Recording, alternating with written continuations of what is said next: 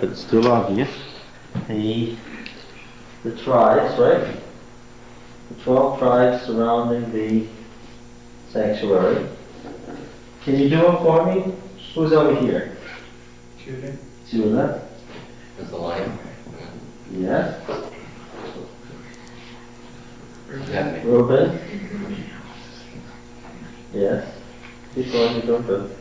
Man. Yeah. Okay. Who's over here? West. The other ruling tribe from Judah. Ephraim.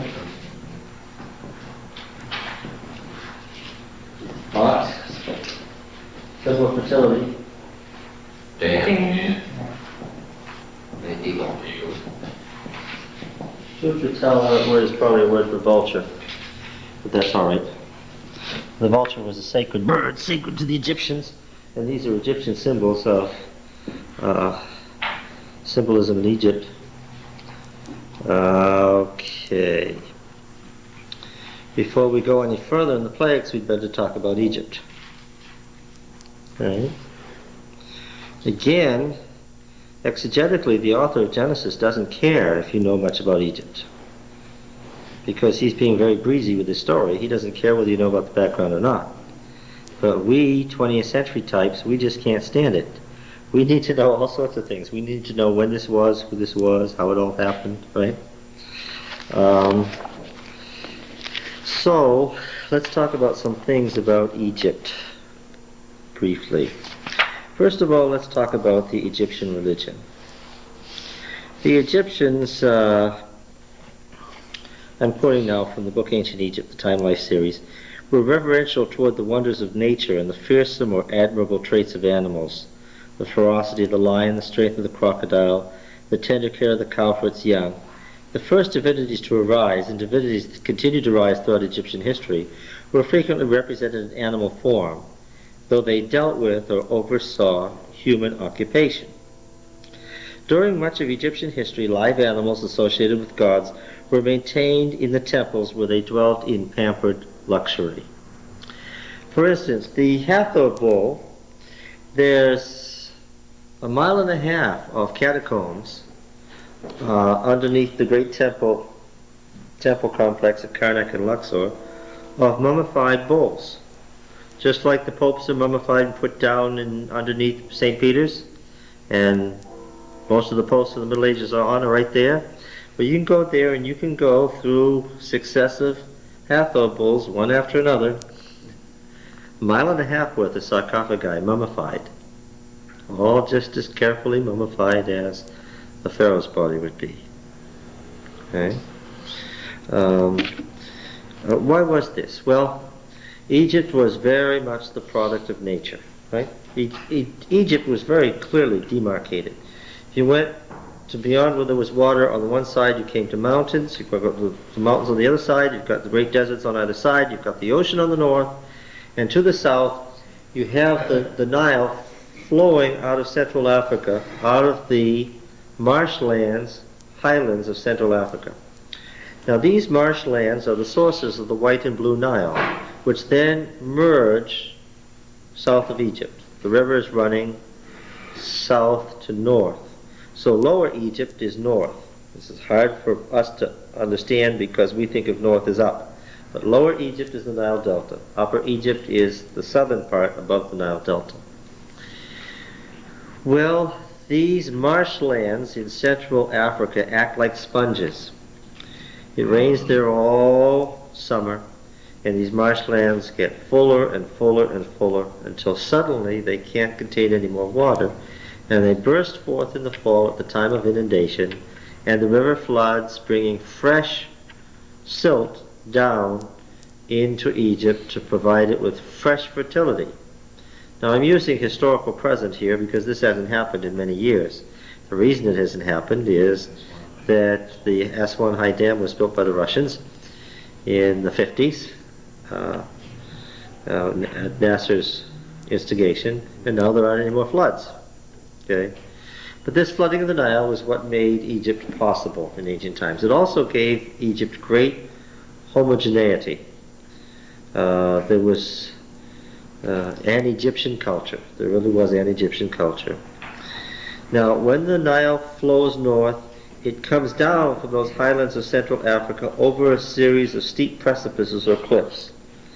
And there are places where the gorge narrows and it goes down hundreds of feet in long waterfalls, and these are called cataracts, and there are 6 of them. So, when you meet the first cataract, that's as far as you go. That's the end of Egypt and the beginning of Nubia. Okay? So, from the cataracts in the south, you can't go any further. There's these great cliffs, that's it. That's as far as you can go. On the north, there was the Mediterranean. Of course, in ancient times, boats weren't very big. The ocean was a big impassable barrier. Then you've got Great Sinai Peninsula, the Gulf of Aqaba over there, and then you've got the great African desert, the Sahara Desert, to the west. So Egypt was clearly bounded, demarcated, and separated from the rest of the world, and Egypt developed its own culture. Well, the original culture from 3000 BC and before was tied to Mesopotamia, where people came from, but nevertheless, the Egyptian culture was its own culture, and it was very, very much an orderly culture.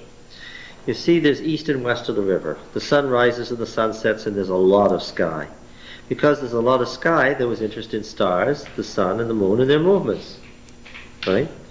In a land where the sun was so dominant, it's not surprising that the sun became a major god. Right? In a land where the river was so dominant, it's not surprising that the river became a major god. Right? And these various sources, they didn't depend on rain. They did not depend on rain. Rain was very unusual and is very unusual in Egypt.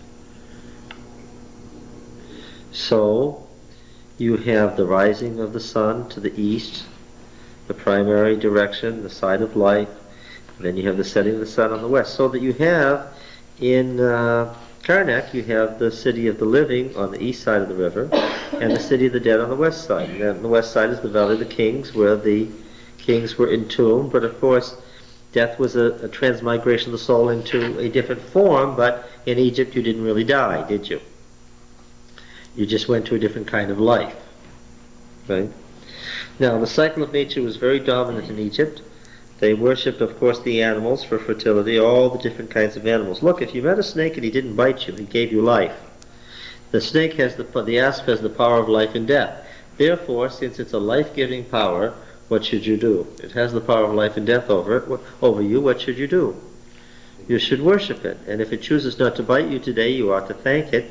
Although, if it had chosen to bite you, it just would have been moving you on at its choice to the next stage of existence, which is death. Okay? The sun rises and lives all day, and what does it do? It sets, and then what has it done? It has died, and it goes through the underworld at night on the underworld river, and it comes to be born the next morning, and so there's life and death, constantly life and death. The river falls, it dries up and almost dies, and then it inundates and floods, and it lives again. Okay? And again, let's go to that coconut palm that I mentioned at the beginning of the series. If you're an Egyptian and you walk under the palm tree and it lets loose a coconut and it hits you on the head, is this an accident? No. No. What is it? It's an act of God. An act of what God? The The coconut. coconut God, yes. In the palm tree there. And so what should you do? Worship. Set up a pillar right there because the God has spoken to you, and then put in a sacred spot right there. So Egypt was a place filled with sacred spots, where the forces of nature materialized and personified themselves as individual, discrete entities. And so, when you think about all the animals there are, and were in Egypt, both wild and domestic, and you think of the forces of nature, the sun, the moon, the stars, the river, the plants, the seeds, all the things that there are in nature, you recognize that the Egyptian's life was a very religious life. Why? Everything was around to be worshipped. Everything was alive and animate. Everything was there. And man's role then was to relate to all these forces of nature of which he was a part. Okay? Okay. All right, so the crocodile, representing the gods sun, earth, and water, lolled in the temple pool at Crocodilopolis. The ibis of Thoth was kept at Hermopolis. A cat, representing the goddess of joy and love, raised in the temple at Basti. Apis, a sacred bull, was maintained in Memphis. These animals were mummified like human beings when they died. Besides animals, the Egyptians were in awe of the manifestations of nature. Among the manifold objects of worship, one had eminent qualifications for reference, the sun. Now, why is it important to know this when we think about the plagues? Because the plagues are a manual on unmaking the Egyptian religion. Okay? The plagues aren't an accidental sequence. They're a sequence of attacks on the Egyptian religion. It's important. Right?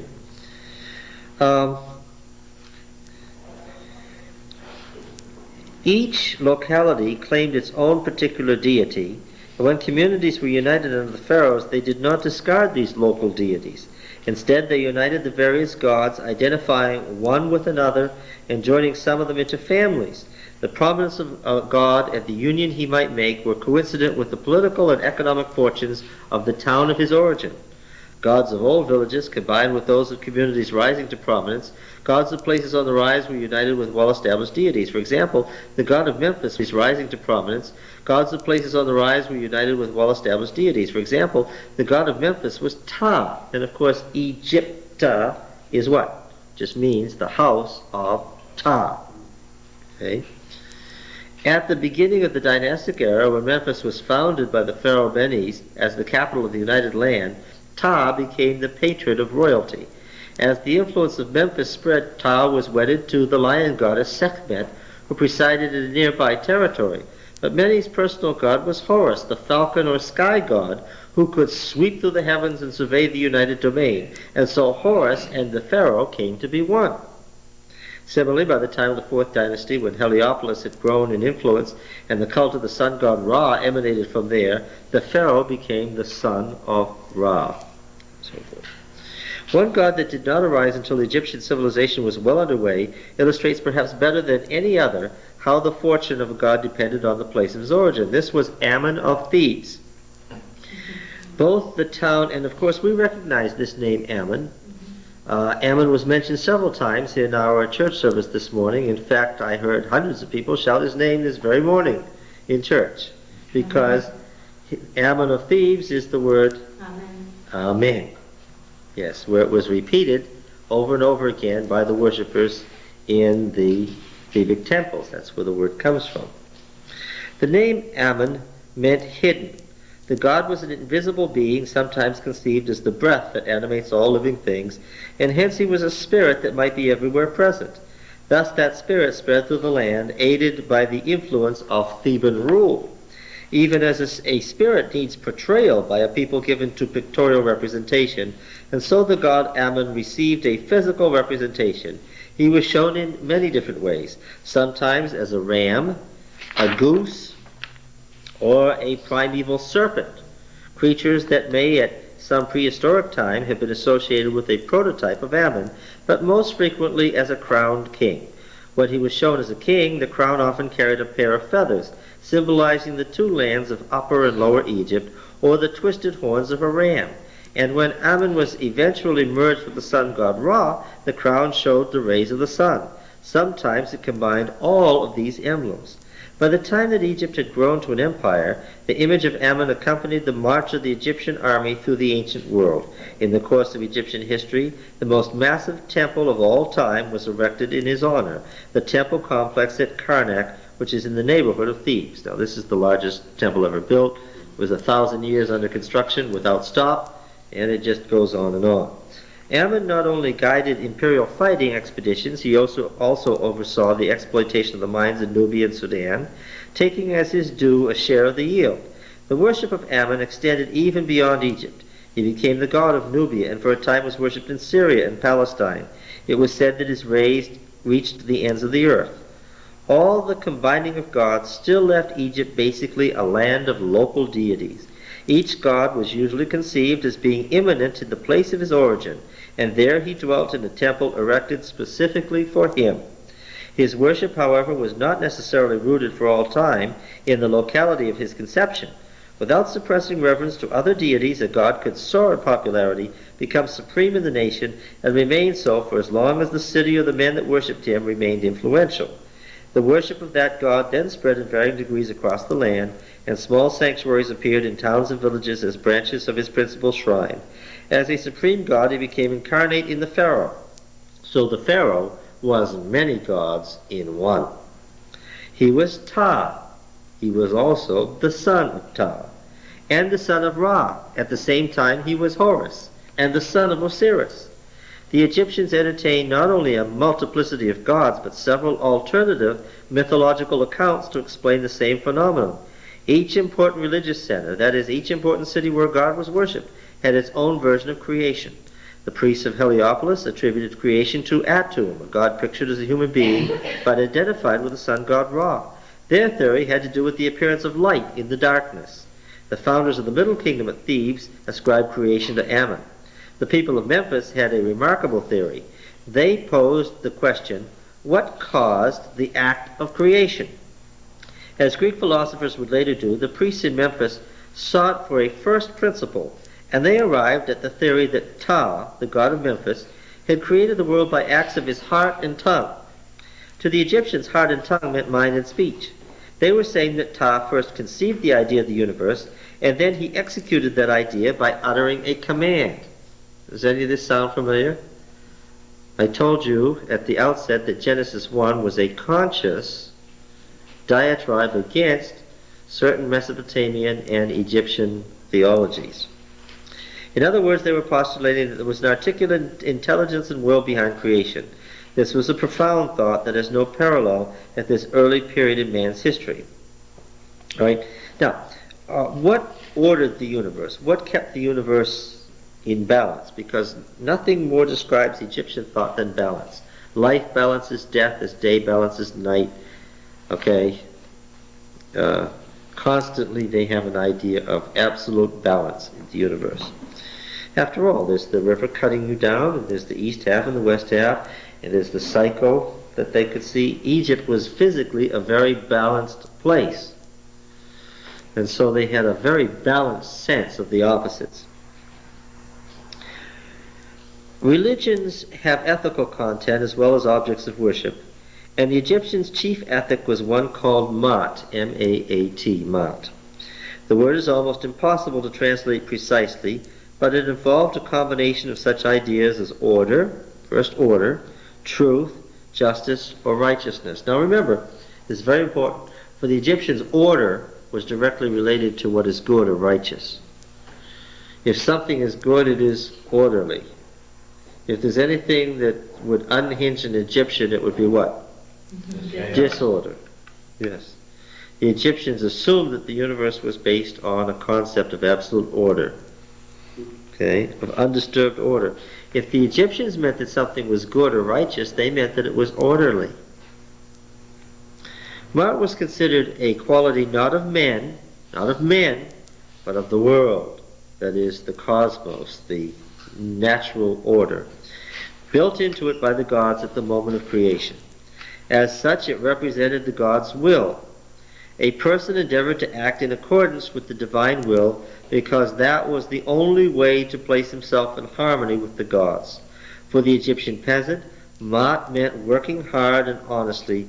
For the official, it meant dealing justly. This is why Egypt was so stable. Because Egypt believed, from the top to the bottom, that if you wanted a place in the afterlife, if you wanted to keep on going and existing, what? You must maintain the current order and live in accordance with the order. So if you were born a slave, what? Then be a good, orderly slave. Okay? Until the next phase. During the bitter troubles and disillusionment that beset the first intermediate period, the idea briefly emerged that Maat was not just a passive quality inherent to the world, but that the god-king subjects had the right to expect its exercise. This was a step toward the development of social justice, but it didn't long survive. Once the Middle Kingdom restored Egypt to prosperity, life was easygoing again, and people forgot to worry about how Maat was to be maintained. Conceived as a quality passively inherent in the nature of the world, Maat had its limitations. Isn't that obvious?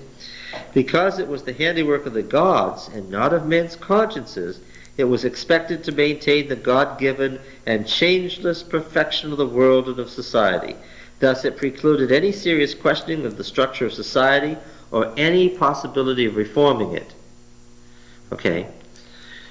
Keep this in mind now, that the Egyptian believes that change is good or bad. Bad. Not only is it bad, it shouldn't even be possible. Right?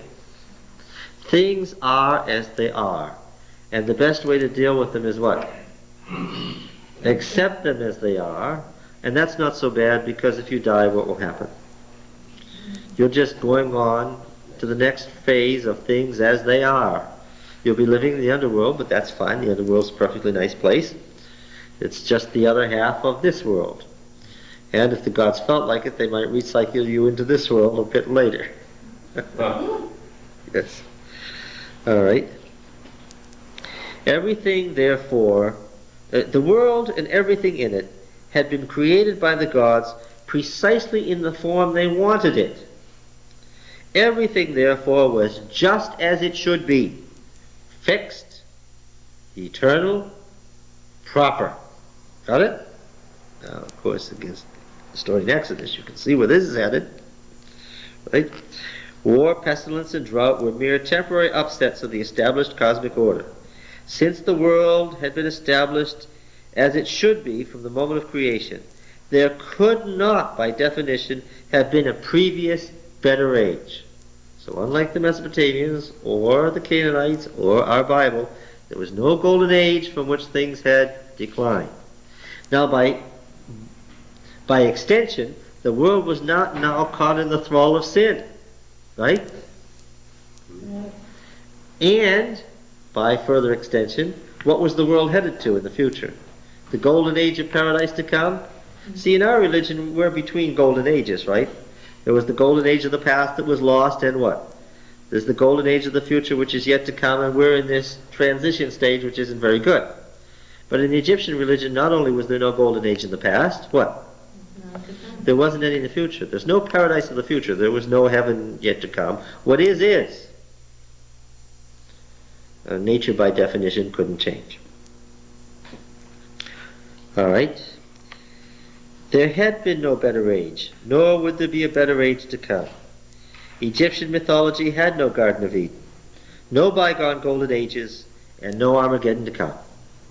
Yes. We've talked at various points about the different religions being based on the idea of evolution, though. Is the Egyptian religion... Yes, it is. It is. See, this is an interesting thing. The Memphite theology says that the world evolved, that the gods evolved. And once the gods had evolved in the Memphite theology and came into existence as separate gods, they then made the world and fixed it. That's not entirely internally consistent, but we're not trying to argue the consistency of the Memphite theology, right? The same attitude determined the Egyptians' conception of and emphasis on death. Their beliefs concerning afterlife, like those concerning their gods, had ancient roots in the Nile Valley. Tombs of the Neolithic age reveal tools and food left with the dead, objects that could only have been intended for use by the departed. The Egyptians envisioned the hereafter as a duplication of the best moments of earthly existence. There was nothing morbid in their lifelong preoccupation with death. They prepared for it earnestly and confidently. See, the Egyptians, more than any other people in history, embraced death, liked the idea of death, and spent a long time with dead people. Right? Right? Mummification. What? I said the mummification of different people and how they're still here after thousands of years. Yes. They haven't really... Embalming. They haven't really departed. And in fact, you get two souls after death, where you have only one while you're alive. Isn't that nice? When you're dead, you can be two places at once, which is why the Egyptians communicated with the spirits so readily and were so spiritistic. Why spiritualism was so part of much of their religion. Why? Well, since death was just a continuation of life in another form, and since you were even free... Now, of course, the dead were able to walk around when? What was the time of the dead's... There was day and night, life and death. What's the time of day for the dead? The moment of sunset. When the sun is dead, That's when the souls of the dead wake up and walk around. So if you were going to meet your great-grandmother now departed, when would you meet her? Yeah, at night. Now, if you were an Adventist and you met your great-grandmother now departed, your hair might stand up because you might think, I'm not meeting great-grandmother, I'm meeting what? I'm meeting a demon posing as great-grandmother, right? An Egyptian would not be allowed. Why? It was just great-grandmother and one of her souls out and about having having a walk. Okay? And it would be good news to meet great-grandmother. To the Egyptian, the afterlife meant a corporeal existence, not a ghostly substitute. That's why they had the body, because the body still had to be there so that the souls could live in it.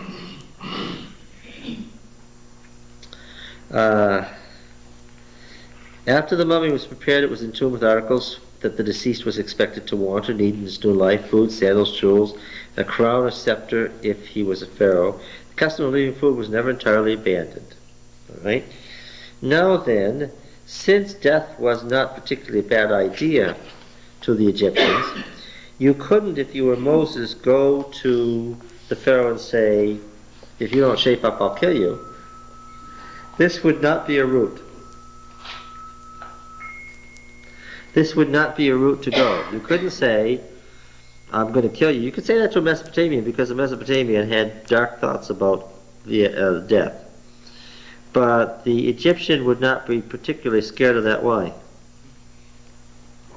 Yeah, it's just, okay, you're going to catapult me into a better life than the one I've now got. So, if you're going to appeal to the Egyptian, you're going to have to make him think that these basic assumptions that things can't change and they're going to go on and you're just going to be catapulted into another life had best be dealt with. Right? Okay. Okay.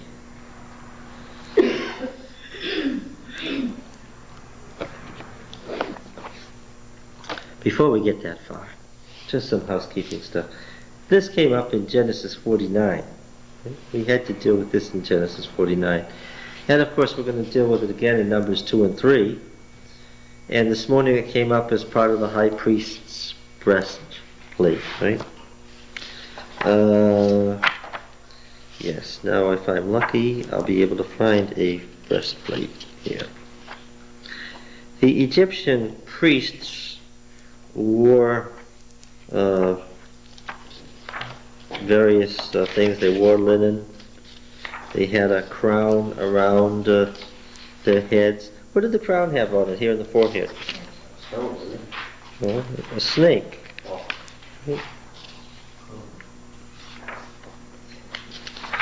Yeah. Why? Of course, if the snake was one form of Horus, you can see why they would worship the snake, right? Yes.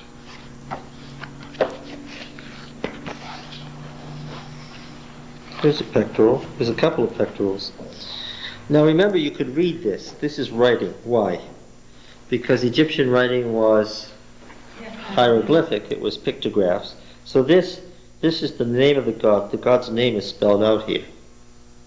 And there's a sentence here about worshiping this god. Okay. Now I was trying to find my book Jewels of the Pharaohs today so that I could show you other pectorals where this band is even wider. But you see what it is. They set the jewels relating to that god in the outside border.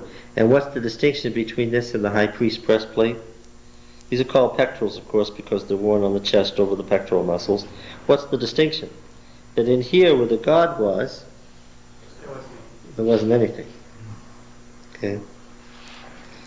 Yahweh is not a god that can be shown in any form. Ammon was a spirit, but he was a goose. But for the Egyptians, that you can take a spirit god and show him in a form, but the second commandment forbade that, and you see why. They had just come from a land where there was a spirit god, but you could still say he looked like this animal. And so they were forbidden to make any representation. Okay? So the high priest's breastplate was this, with Israel on the high priest's heart. with the 12 precious stones. Right? There was just a little miniature representation of Israel with God at the center, and the fact that God was at the center was because there was nothing there. Right? To wit, the New Jerusalem. Well, let's go back to the king who was the paradigm of the devil. Can we go back? There was one small passage that when we were going trippingly through those last 3 chapters, that I think has some significance that we maybe should just readdress, and that's in 47, where the description of the drought after Joseph's brothers come down, where they finish the description of how Joseph managed this, because it's this that's the setting for the level of power and ownership that the Pharaoh has in Egypt at the time of the Exodus that causes all the problems. Because it had never been before Joseph did this at the time of the drought. Yes. Right? I mean, people were still people until the time of the drought. When the drought was over, Pharaoh literally owned everything. He owned Egypt and everything in it. Yes. Personally, he owned it. Yes, that's all. right. And of course that was because it became physically the case that he owned it. It was easy to construct a theology around that and say he owns it because he's all these gods. Yes, that's right. You're right. Joseph's actions sort of become the setup for the That's what I wanted to get to. the new God used kingdom. Joseph to set up. Yes. But the Pharaoh at that time was still one of the Hyksos, so when they got thrown out, maybe the people took them anyway. The pharaohs had a way of causing power to accrue to themselves by making all the claims of the prior pharaohs and saying all that's true and more. They didn't deny the prior pharaoh's existence. They just said, since I am him, and since I'm just a continuation of him, what he did is really to my glory. Except in the cases like Hatshepsut, where they just chiseled her name out, and we don't have her mummy because they destroyed that. What were they trying to do? By destroying her name, chiseling it out wherever, and destroying her mummy. And she never existed. They were trying to do the way the Egyptians had to do it to get her out of existence. Yes. Now, if you know, as we're going to keep stopping along the way, I think we're in chapter 6, where Yahweh is known, where Yahweh's self-enunciation as Yahweh, and equating himself to the God of the fathers, to El Shaddai. This, of course, is the Yahweh's account. Yahweh becomes known as Yahweh at the commissioning of Moses. Right? And then we have a genealogy stuck in here by the priests later. And then we have the second commissioning. Right?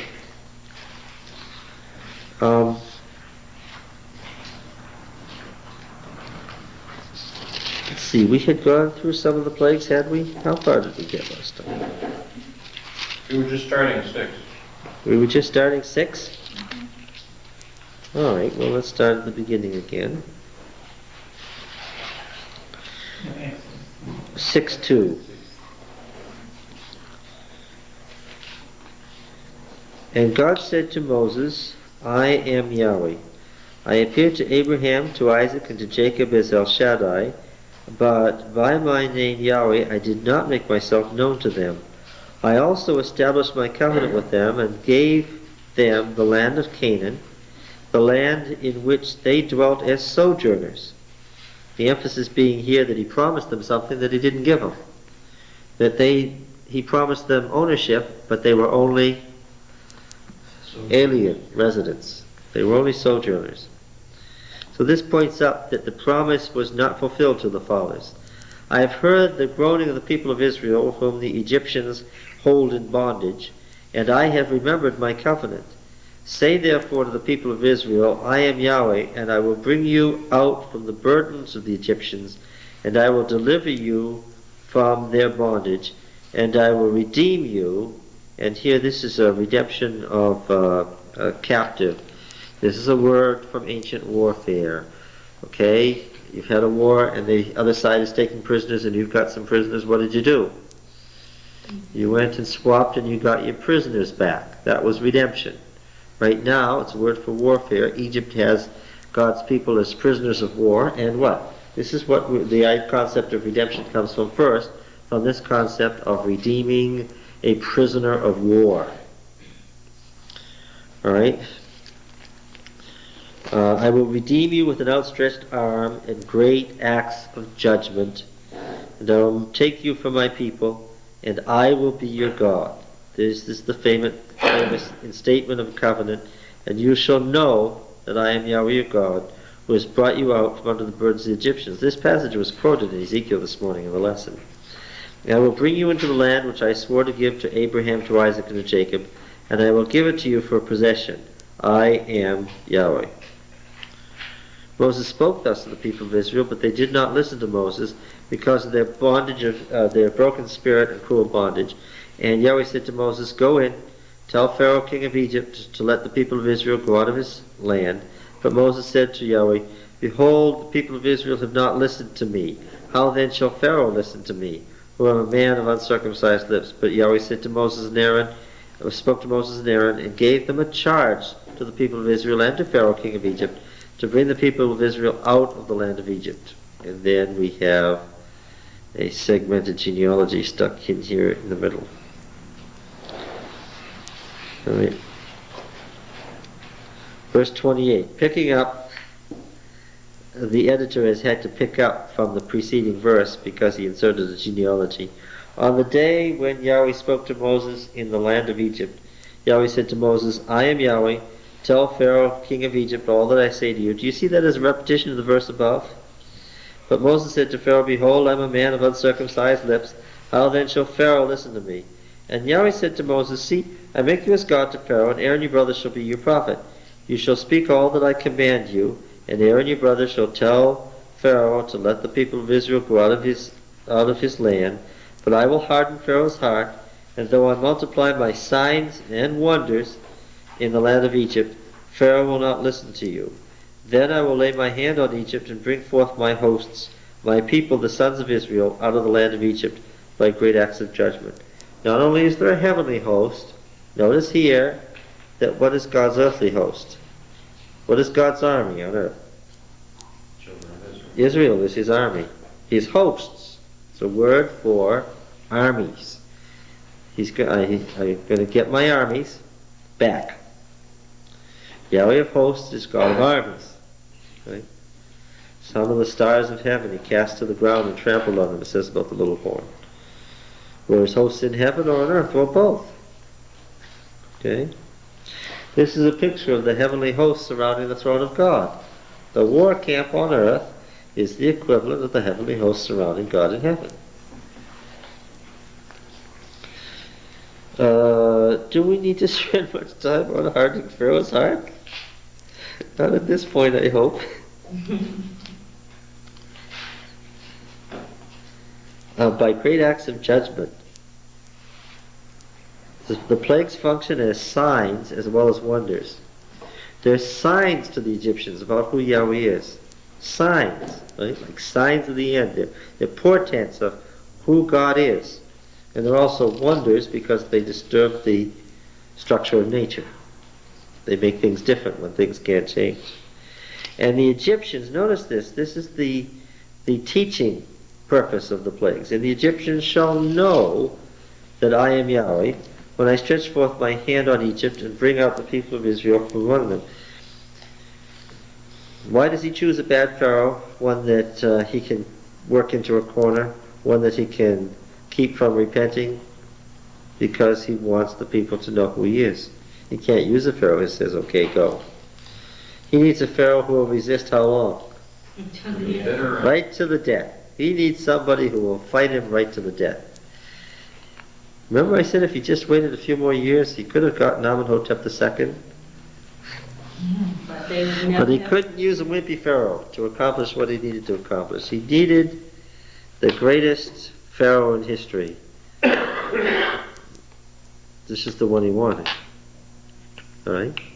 He wanted the Tutmosis III. He wanted the greatest military genius the world had ever seen, who would be confident that there wasn't any power in the world that could stop him.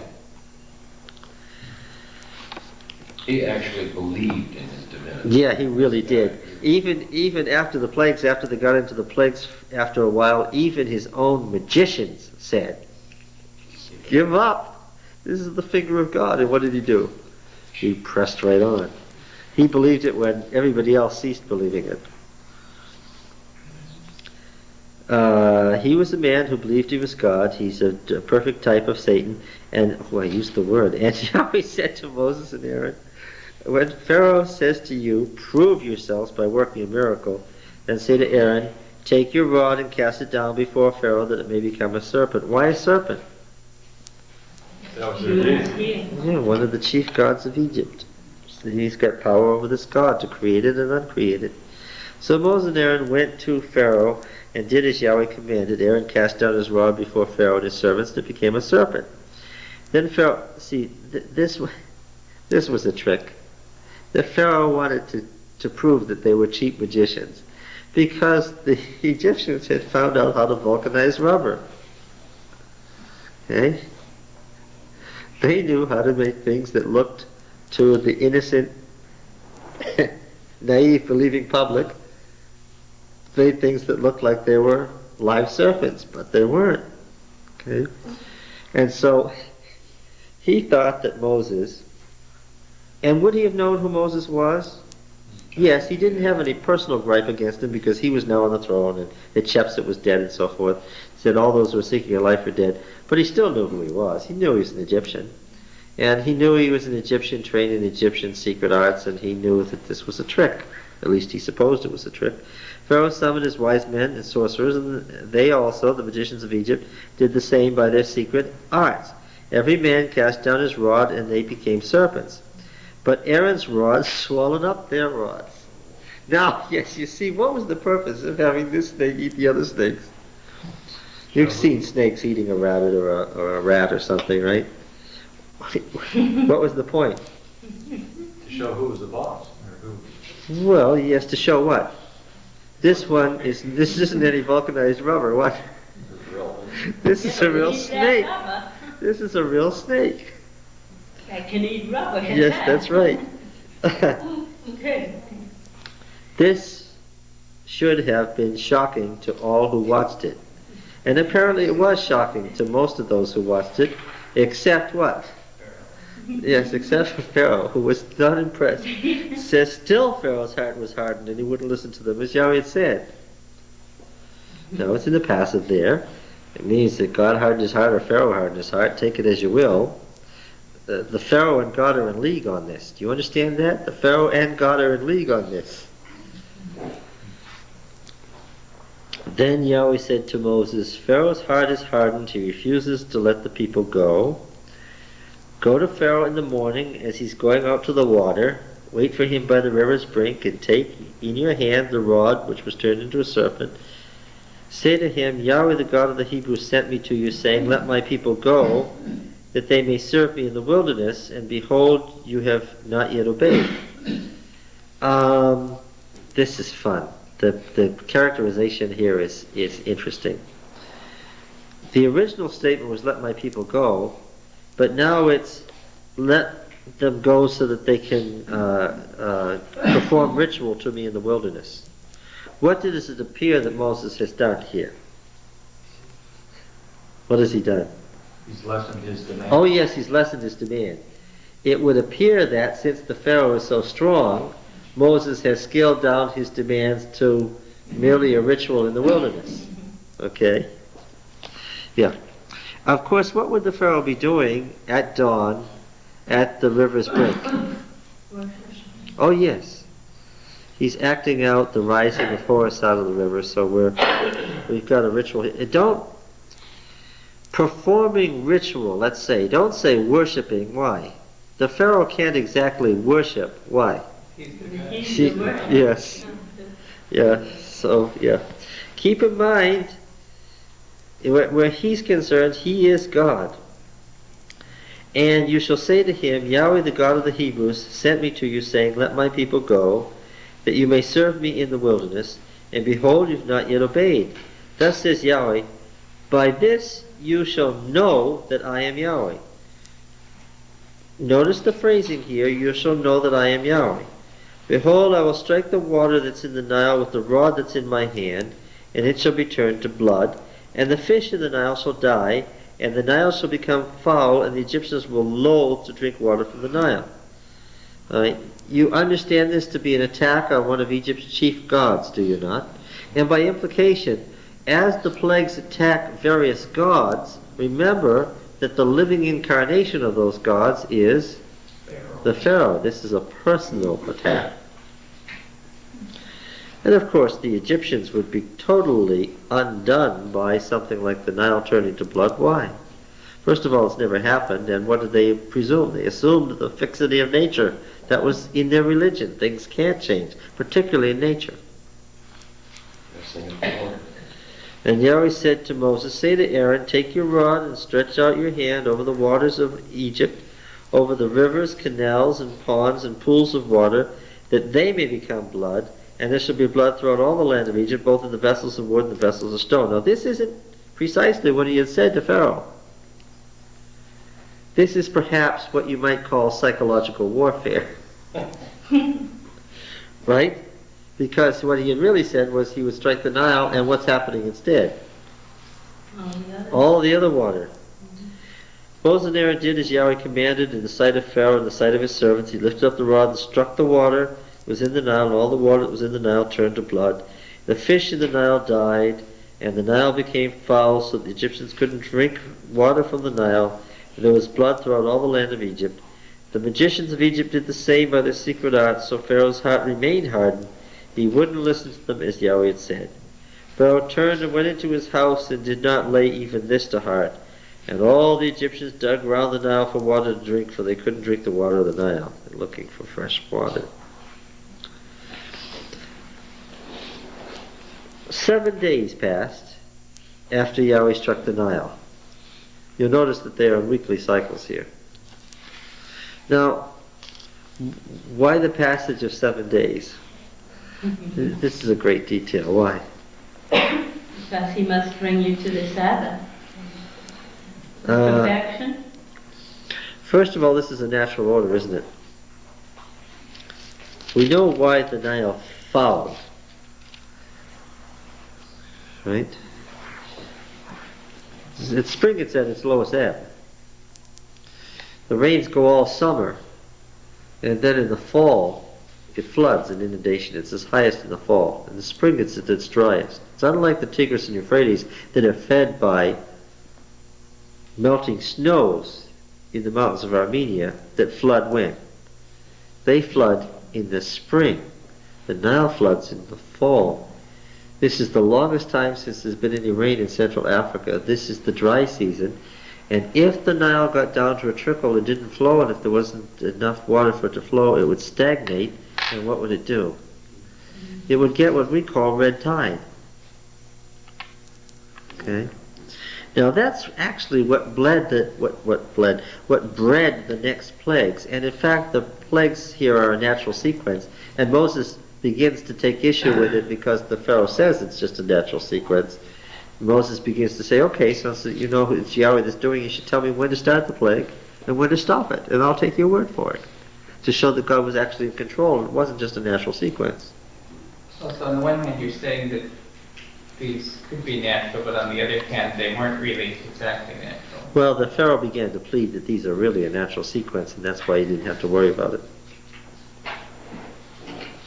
I suppose he was consulting all kinds of records to see if this sort of thing happened, and so forth.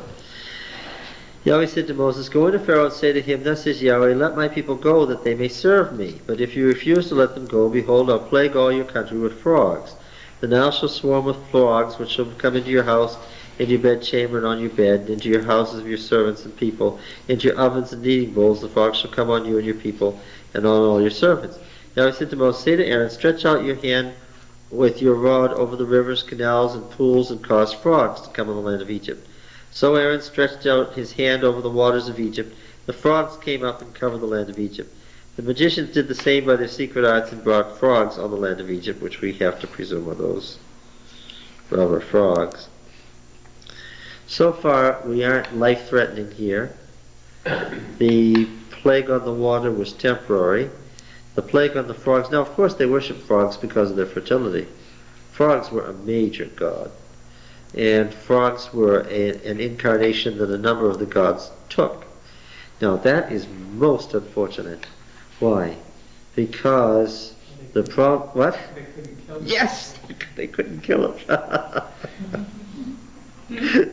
Now this is just God using, so far he's just using humor. He hasn't threatened anybody's life yet, has he?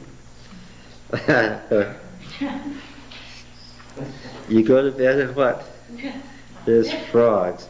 Now the oven, the dry oven where you cook your bread, is a place you don't expect to find a frog, right? A frog wants to be around with this water or a swamp or something, and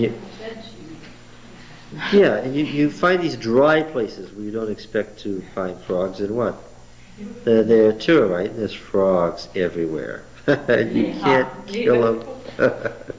And of course, their natural order thing, and be you the most devout Egyptian, what would you want to do? Before very much time passed, what would you want to do? Kill them. The worst way, you'd want to kill at least one. But they couldn't. See? All right.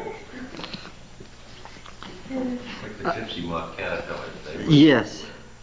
That miserable year. Smearing Vaseline on your trees. Is that ridiculous? The Pharaoh called Moses and Aaron, entreat Yahweh to take away the frogs from me and my people, and I will let the people go to sacrifice to Yahweh. What's happening here?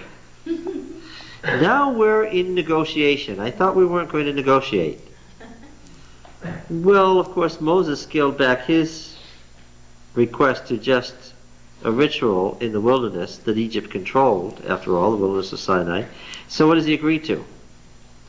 Mediate for us. Yeah, entreat Yahweh from... Now, he didn't say, who is Yahweh? I don't know Yahweh. He said what?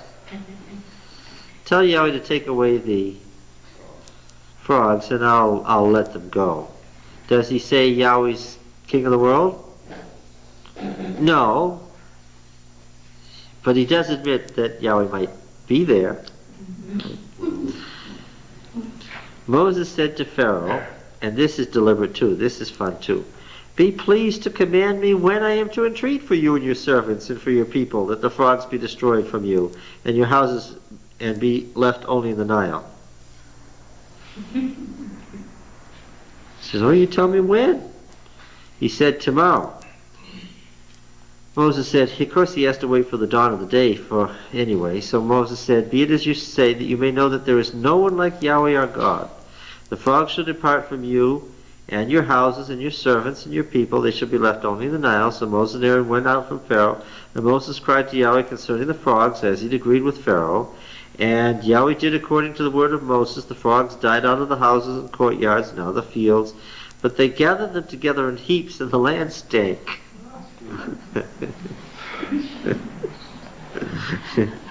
Normally, what would you have to do with a frog? Especially if it died in your house. You have to take it to a local temple and what? Well, you want to embalm it, but you see. When Pharaoh saw that there was respite, he hardened his heart and wouldn't listen to them, as Yahweh had said. Yahweh said to Moses, say to Aaron, stretch out your rod and strike the dust of the earth, that it may become gnats throughout all the land of Egypt. Now again, it's a natural sequence, of course. You've got the red tide. The red tide brings the frogs out of the water. The frogs die because they're out of the water in the dry heat. Then they stink, and then what? Then you've got the gnats feeding off the dead bodies. It is a natural sequence. Yahweh said to Moses, say to Aaron, stretch out your rod, strike the dust of the earth, and it may become gnats throughout all the land of Egypt. They did so. Aaron stretched out his hand with his rod and struck the dust of the earth. There came gnats on man and beast. All the dust of the earth became gnats throughout all the land of Egypt. You know those little green flies in June, right? This would drive you to the brink of insanity real fast, wouldn't it? Again, this isn't life-threatening, but what? It's so maddening that you can hardly stand it, right? The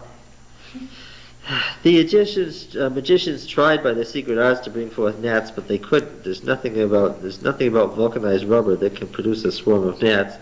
So there were gnats on man and beast. But the magician said to Pharaoh, this is the finger of God. But the Pharaoh's heart was hardened, and he wouldn't listen to them, as Yahweh said. Yahweh said to Moses, rise up early in the morning, wait for the Pharaoh as he goes out to the water, and say to him, you notice it's always at the time that he's performing the rituals as the dying and rising God. Because he's essentially an Antichrist figure, this dying and rising God figure that you have in these religions. Thus says Yahweh, let my people go that they may serve me. Else, if you will not let my people go, behold, I'll send swarms of flies on you and your servants and your people, and into your houses, and the houses of the Egyptians shall be filled with swarms of flies, and also the ground on which they stand. Now, just having been through gnats, I would take this as a serious threat. But on that day I will set apart the land of Goshen, and here's the first setting apart. Now, structurally, these 10 plagues are 3, 3, 3, and 1. Structurally. We're not going to go through all the literary structure this time. But here's the first setting apart of Goshen. Where my people dwell, so that no swarms of flies shall be there, that you may know that I am Yahweh in the midst of the earth. Thus I will put a division, or set a redemption, between my people and your people. By tomorrow shall this sign be. He doesn't ask him when. And Yahweh did so. There came great swarms of flies into the house of Pharaoh and his servants' houses, all the land of Egypt, so the land was ruined by reason of the flies. It's not clear exactly how the land was ruined by the flies, except, of course, one can presume that absolutely nothing is getting accomplished. Why? Right? Isn't it true that you can't accomplish anything? You can't harvest or anything. There are some that say that the plague never left, and that's the reason Egypt has never made a great nation. It's never, it is a very fly-y country. That's true. Still, even today. Which reminds me of the proverb about a committee. You know the proverb about a committee? If Moses had been a committee, Israel would just be leaving Egypt. Yeah. We went to Cairo 20 years ago, and when we landed in the airport, I begged just to keep the flies open. Yeah, it happens almost instantly, doesn't it? Just go to Florida in the hot Yeah, that's true.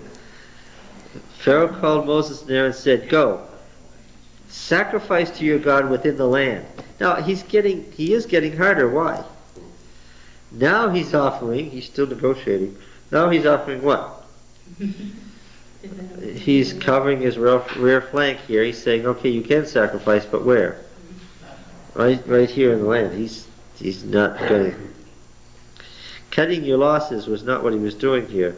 Moses said it would not be right to do so, for we shall sacrifice to Yahweh our God offerings abominable to the Egyptians. I presume it's because they were planning to kill some animals that were sacred. I presume. You can't have Ammon pictured as a ram and then take a ram and slit its throat. Now Moses is sort of begging the question here too. If God's got Egypt half destroyed, it wouldn't much matter whether it was abominable to the Egyptians or not, would it? They could pretty much do as they pleased, right? This is negotiation. This is trickery here going on. But Moses says, no, I'm not going to do that for this reason. It's not a very strong reason. But anyway, he's saying no. If we sacrifice offerings abominable to the Egyptians before their eyes, will they not stone us? We must go 3 days' journey into the wilderness and sacrifice to Yahweh God as he will command us. We don't know whether God told him to say that or whether he was thinking on the spot. But anyway, 3 days' journey. So Pharaoh said, I will let you go to sacrifice to Yahweh God in the wilderness. Only you shall not go very far away. make a treaty for me. Moses said, behold, I'm going out from you, and I'll pray to Yahweh that the swarms of flies may depart from Pharaoh, from his servants, from his people, tomorrow. Only let not Pharaoh deal falsely again by not letting the people go to sacrifice to Yahweh. So Moses went out from Pharaoh and prayed to Yahweh, and Yahweh did as Moses asked, and removed the swarms from Pharaoh and his servants and the people. Not one remained. But Pharaoh hardened his heart this time also, and didn't let the people go. Yahweh said to Moses, go into Pharaoh and say to him, thus says Yahweh, the God of the Hebrews. New phrasing, let my people go, that they may serve me. If you refuse to let them go and still hold them, behold, the hand of Yahweh will fall with a very severe plague on your cattle who are in the field, the horses, the asses, the camels, the herds, and the flocks. Now this is much more serious, right? Animals are the source of wealth and livelihood and life in the ancient world. Yahweh will make a distinction between the cattle of Israel and the cattle of Egypt, so that nothing shall die of all that belongs to the people of Israel. And Yahweh set a time, saying, tomorrow Yahweh will do this thing in the land. On the morrow, Yahweh did this thing. All the cattle of the Egyptians died. The cattle of the people of Israel, not one died. And Pharaoh sent, and behold, not one of the cattle of the Israelites was dead. But the heart of Pharaoh was hardened, and he didn't let the people go. Okay, the death of the Egyptian animals is the beginning of a serious plague. It threatens human life. This plague threatens human life. And of course, once again, what's happening to the order of nature and to the animal gods? The order of nature is changing for the worse, and the animal gods cannot save themselves at all. God did tell him, I'm just looking back in chapter 3, he's the one that suggests the 3 days. Tells Moses to go and tell him. That's not what Moses presents to him first. No, but it's only further on that he begins to negotiate and cut back his demands, and then the Pharaoh begins to negotiate too. Verse 8, Yahweh said to Moses and Aaron, take handfuls of ashes from the kiln, and let Moses throw them toward heaven in the sight of Pharaoh. It shall become fine dust over the land of Egypt, become boils breaking out in sores on man and beast throughout all the land of Egypt. So Moses took the ashes and threw them toward heaven. Became boils breaking out in sores on man and beast. The magicians could not stand before Moses because of the boils, and the boils on the magicians themselves and upon all the Egyptians. This is pretty good, because what were the Egyptian priests? Besides being priests, they were the chief medical people of ancient Egypt. And how was medicine in ancient Egypt? It's pretty good. They performed surgery, right? They tested out whether people could live without various organs. People in Egypt survived the removal of their pancreas and their colon. People even survived brain surgery in ancient Egypt. Tumors were removed. We know for sure that eyes had sometimes been removed that were cancerous, and tongues and so forth. Besides that, did they know anything about preventive medicine? And what about treatment of diseases? Oh yes, the use of herbs, and the compounding of herbs and distilling them into what we would call drugs. What is a drug? Very often it's a more powerful distillation of some compound that exists naturally in nature. And the Egyptians were pretty good at the use of drugs. And we would expect the Egyptians to be able to treat something that looked like, of course, now again, it's a natural sequence. You've got all these rotting dead things, then you've got the flies and the gnats, and now the dead animals. And what breaks out immediately? Disease breaks out, and apparently it's an inflammatory disease that is contagious from one to another. You would expect the Egyptians to be able to treat it, but what? No. Their belief in their medicine was directly tied to their religion, right? Holistic, in the same sense that all these Eastern religions practice holistic medicine today, because they have the same concepts of Eastern Oriental religions today that the Egyptians had. So why does God attack their medicine? Because it was part of their religion and their beliefs about what the gods could do in your body or to your body. So he unmade that too. Well, past time to stop. We'll take it up here next week. How did this time work for everybody? Good.